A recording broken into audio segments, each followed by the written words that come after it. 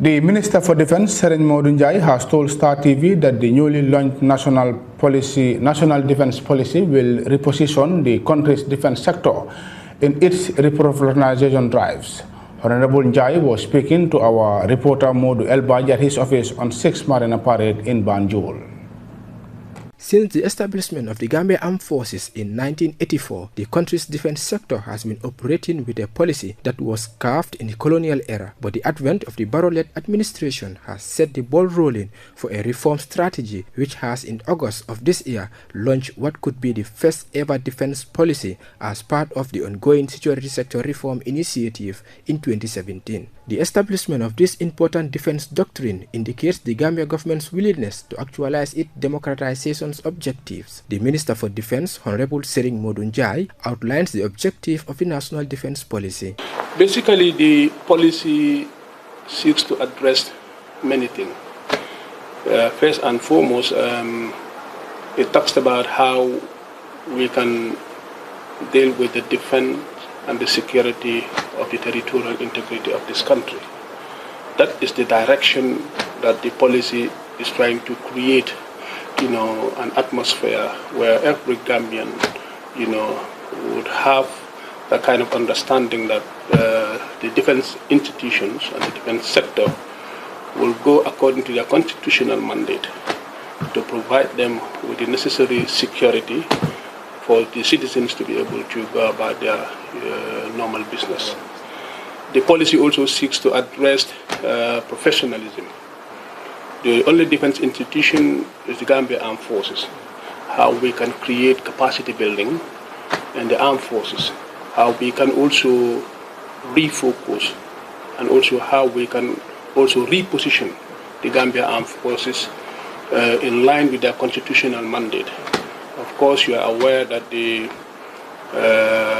constitutional mandate that is assigned to the armed forces is to defend and to protect the territorial integrity. This is a very principle. This is very fundamental.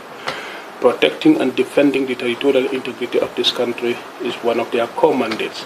Minister Njai added that the policy covered both internal and external matters that are security related. How equipped are your personnel when it comes to this doctrine? How far have they gone in knowing, the content of this doctrine? Exactly. I think the defense institutions, which is the armed forces, they are very well informed about this national defense policy.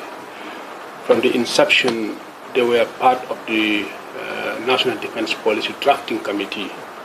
That alone means that the senior management and other level of command of the Gambia Armed Forces were part and parcel of the drafting, committee of the defense policy. We had a lead consultant, Professor Ann Federal, who was assisted by a local consultant, the Right Honorable Sharif Emil Gomez. He was also a former Minister of Youth and Sports, a respectable and distinguished gentleman who led also the defense policy with the entire team. In fact, my permanent secretary and many staff in this ministry also were part and parcel of that. Mr. Jesse today was part of that also drafting committee. So the senior management, middle and junior management of the armed forces also were part of the drafting committee of this defense policy. They are very well informed about it. And if you look at also the policy in its entirety has to, speak the language of how we can, make the armed forces the finest armed forces that will only concentrate on its constitutional mandate.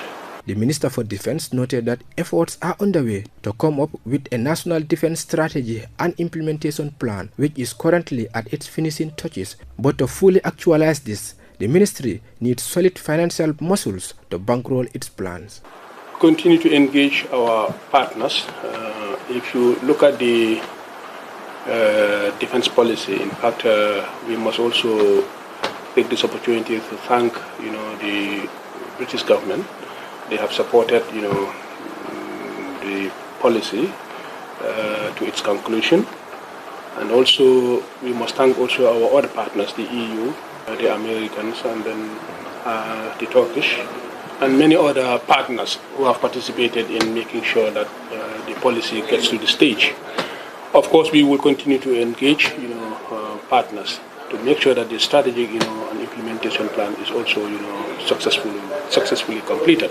The National Defense Policy did not only seek to address the mandate of personnel of the Army, but also to equip them with the required knowledge in the execution of their sworn duty. Again, does this policy have anything to do with the welfare of personnel, which is also key? Yes. Of course, if you look at the policy, one of its key objective area is to make sure to try to provide the enabling environment, the issue of looking after the welfare and the well-being of members of the Gambia Armed Forces. This is very key and very important. The policy tries to make sure that they will provide and enhance and support, the armed forces to become well equipped, well, sustained, well modernized.